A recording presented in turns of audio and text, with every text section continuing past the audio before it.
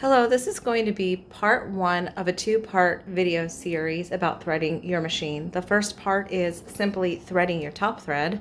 The second video will be about your bobbin. We'll put it all together at the end.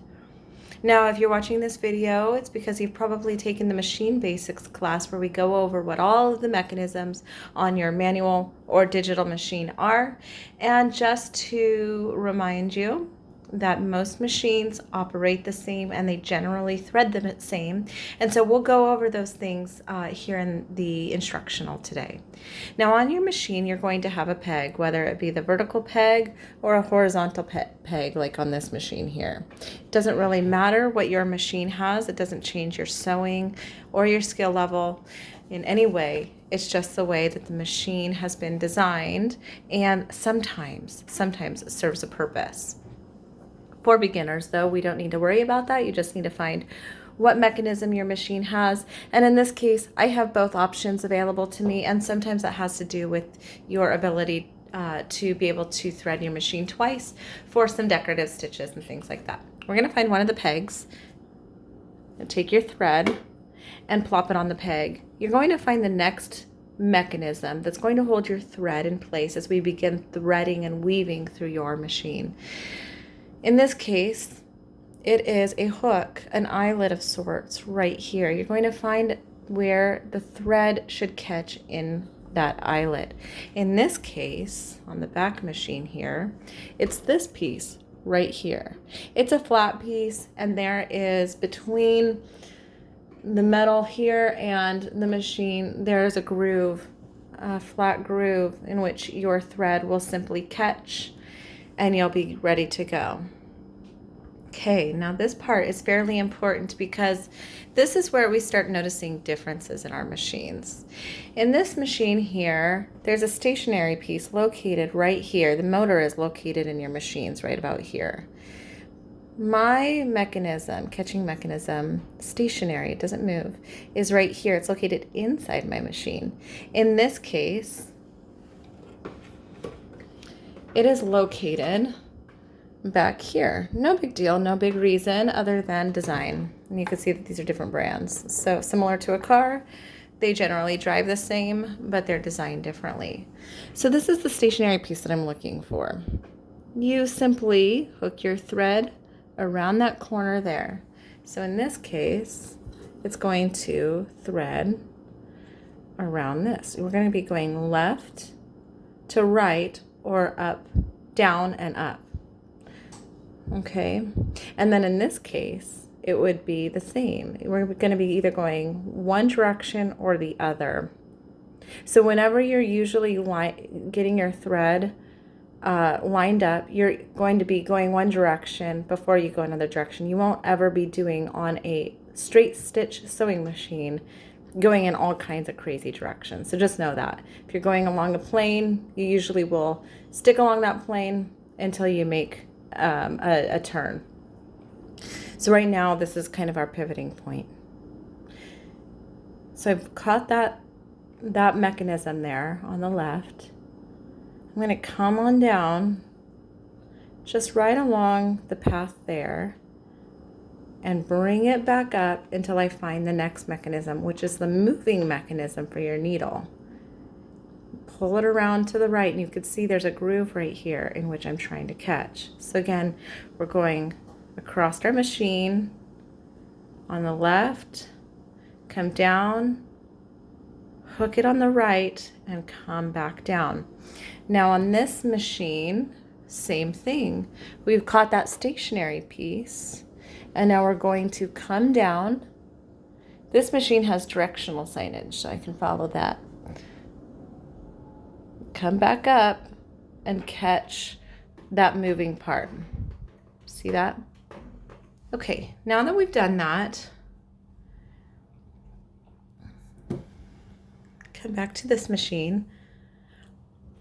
I'm just going to come to the front of my machine. We're going to spend some time here for a second because this machine has all of the components and the guides hidden behind this little plate here. Your machine might have that too. So it's a simplified process.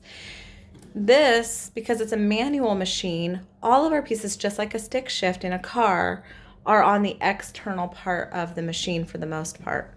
So the guides that I want the thread to catch on are here on the outside. You will find them and simply catch them. So you can see that I put my thread through that forward facing latch, I suppose, eyelet, and then down through this other one right here. We have one more that is on every single machine, and it's right next to the needle. It's really hard to see, so I'm going to pivot the machine up and zoom in for you.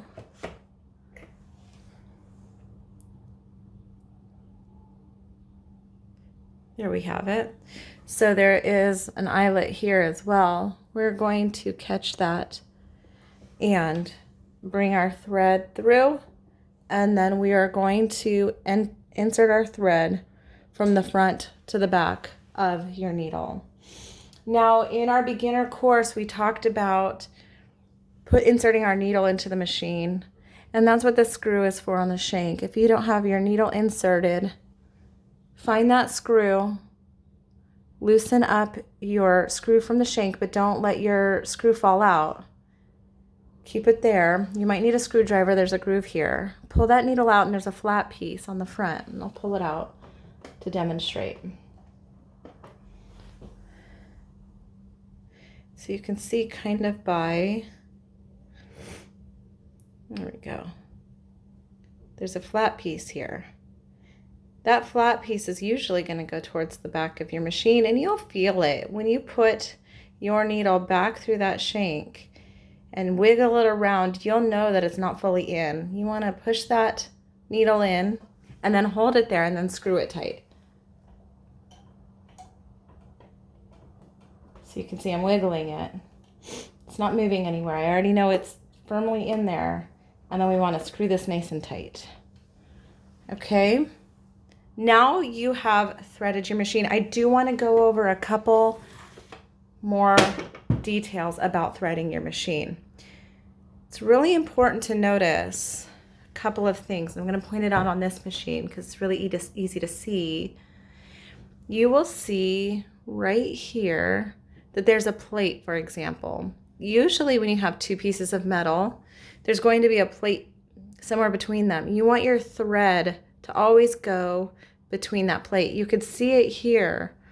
And this is for the second video, but you can see a secondary plate. See how I'm moving that? It's kind of like a washer. The thread would go through here. Now on the machine in the back, we talked about there being one also. There's a little catch right here towards the bottom. You can kind of see that little hole, that little groove. Between those two pieces, you can kind of see a groove here too. The thread would go between those two and catch right here.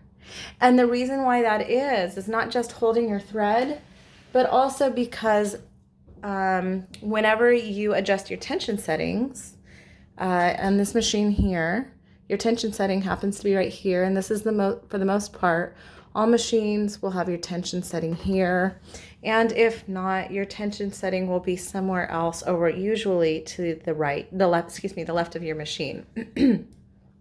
So when you adjust your tension settings, it's kind of telling these plates to go tighter or looser. Your tension settings should, for beginners, be set at a 3. This is set at a positive 3 as well. And your stitch should be a straight stitch. On the manual machine, there's a guide that tells you what your straight stitch is. You want your needle to be in the centermost straight stitch position. These are for other settings for different purposes, and another class another day. But it'll be B in this machine. And then for some that have a manual machine as well, there's a knob up here, just like the tension settings. But the knob will usually be about a 3. And you'll notice, because there is signage on your knob that has zigzags, kind of like these here, all the way to a straight, it'll just go flat, like a lifeline.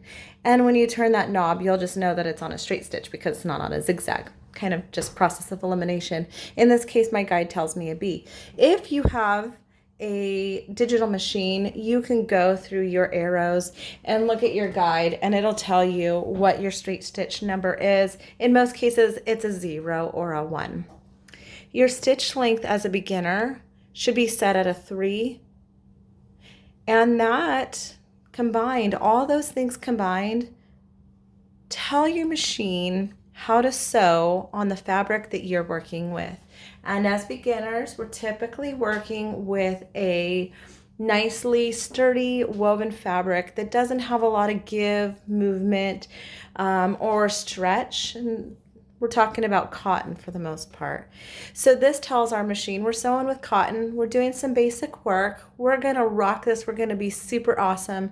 And as soon as we're ready, we'll start playing around with these settings and make something really cool. But for a while, you're going to be working with those settings, and that's great. You're gonna do some amazing work. In our next video, stay tuned for learning how to work with a bobbin. We're going to be working with this component here, this component here, and on this machine, we're going to be working on this component, which looks just like this one, and also the bobbin component, as well as the bobbin located either on the top of your machine or in your machine housing, which is typically located underneath your toolbox in a front plate behind the bobbin casing. And then a bobbin should be located in there. In this case, my bobbin stayed in the machine, but there will be a plastic or a metal bobbin that comes standard with your machine. Stay tuned for more instruction.